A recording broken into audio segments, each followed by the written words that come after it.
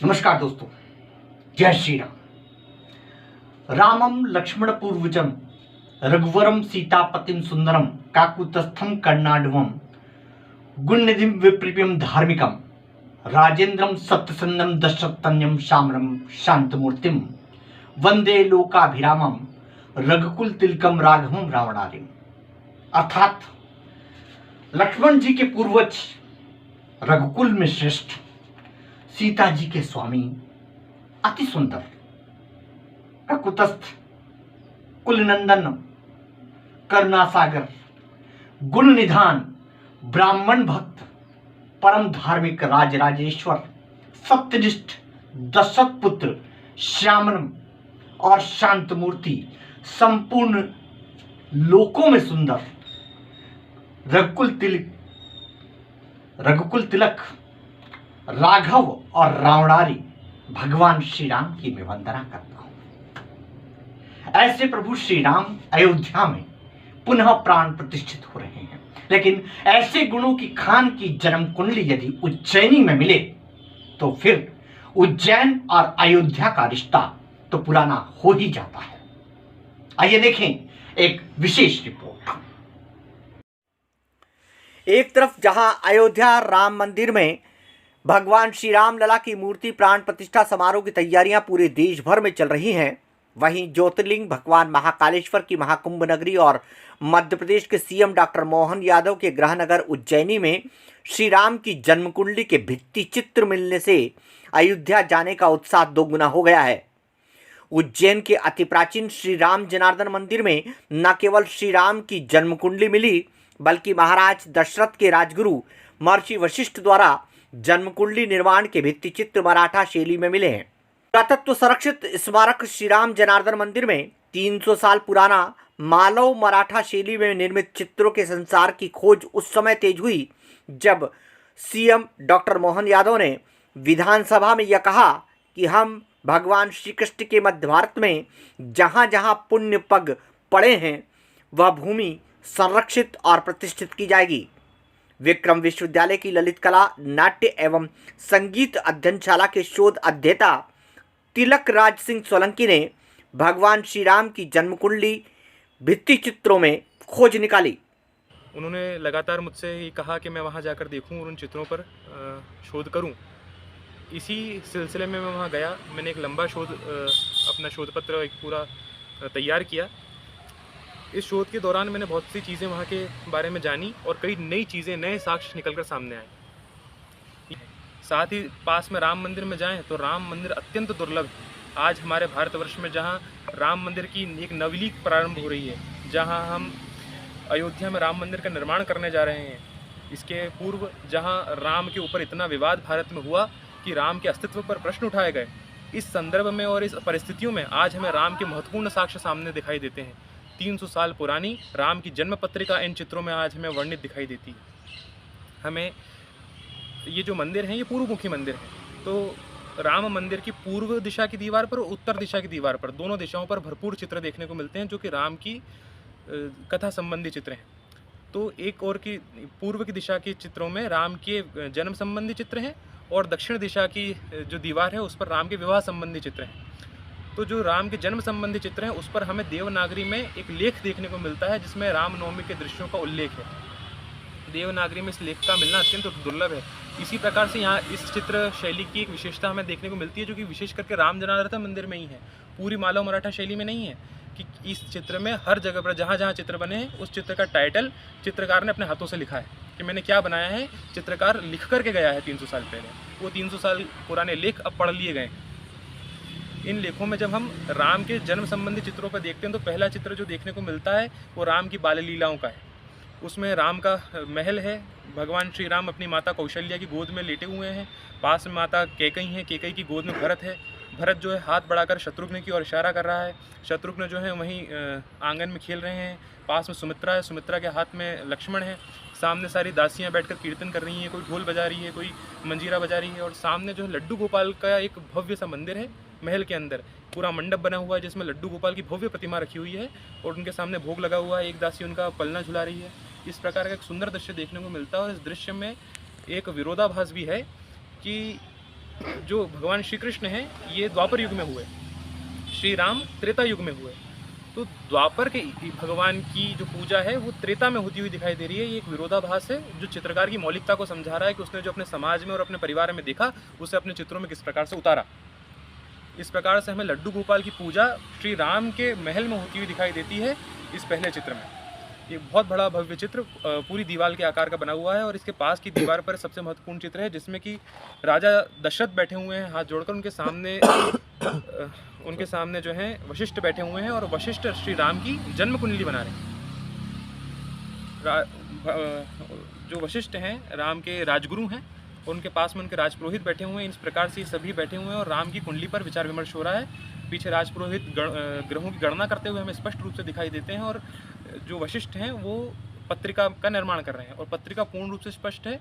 ये खास बात यह है कि श्री राम जनार्दन मंदिर में जो भित्ति चित्र मिले हैं उनमें अयोध्या राजधानी के महल का वैभव, बाल लीला भगवान श्री राम की और विवाह के साथ संत समागम के चित्र भी मिले हैं। मध्य प्रदेश के माननीय मुख्यमंत्री जी डॉक्टर मोहन यादव जी ने जो अभी घोषणाएं की है, जो चर्चाएं विधानसभा में की है, ये उनके लिए नई बात नहीं है। विगत 20 वर्ष से इस कार्यों को लेकर वो निरंतर शोध कर रहे हैं। क्योंकि मैं उनके साथ में रहा हूँ इसलिए इन सब घटनाओं को जानता हूँ कि वे निरंतर लगे रहे इन शोध कार्यों में।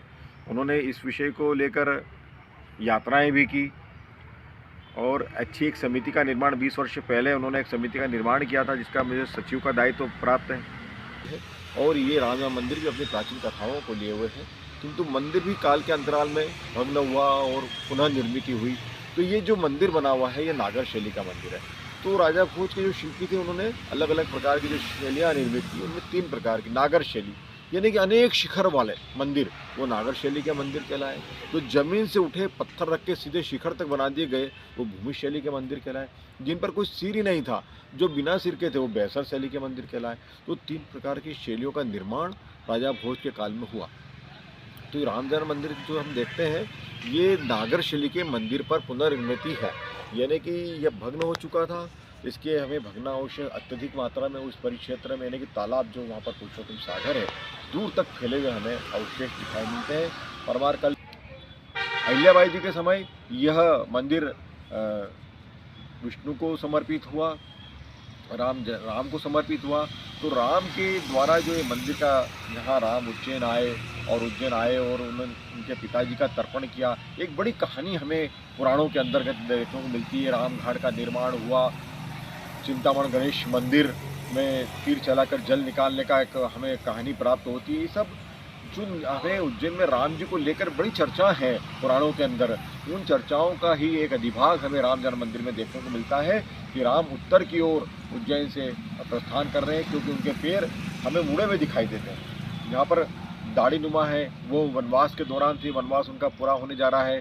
पिताजी का उन्होंने उज्जैन में तर्पण किया है और उत्तर की ओर विमुख होकर जा रहे हैं। उनको दिखाई दे रहा है कि उनका मुख जो है उत्तर की ओर जाने को आतुर है। उनके पैर पलट चुके हैं, जो उनके पैर सीधे होना चाहिए पूर्व की ओर, तो वो उत्तर की ओर उल्टे हुए हमें दिखाई देते हैं। ये सा दृश्य अब यहाँ पर जब अहिल्याबाई जी ने ये मंदिर का निर्माण किया तो उसी काल में एक भित्ति चित्र की परंपरा हुआ करती थी।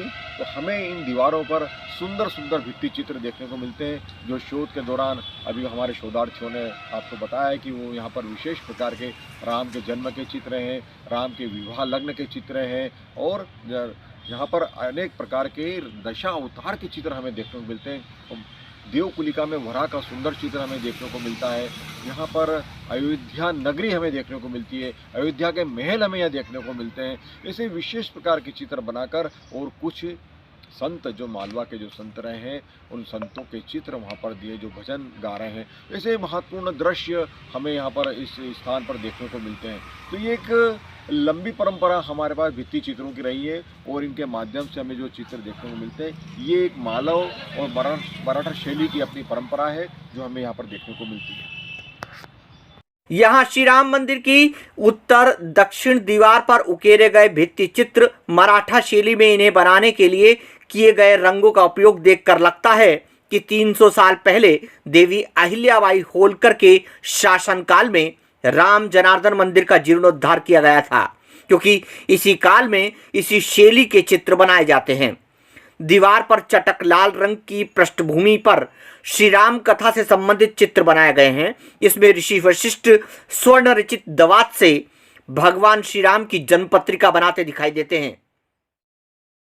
शोधार्थी तिलकराज सिंह सोलंकी जी ने जब उन चित्रों को देखा तो वो चित्रों के बारे में मुझे जानकारी दी थी।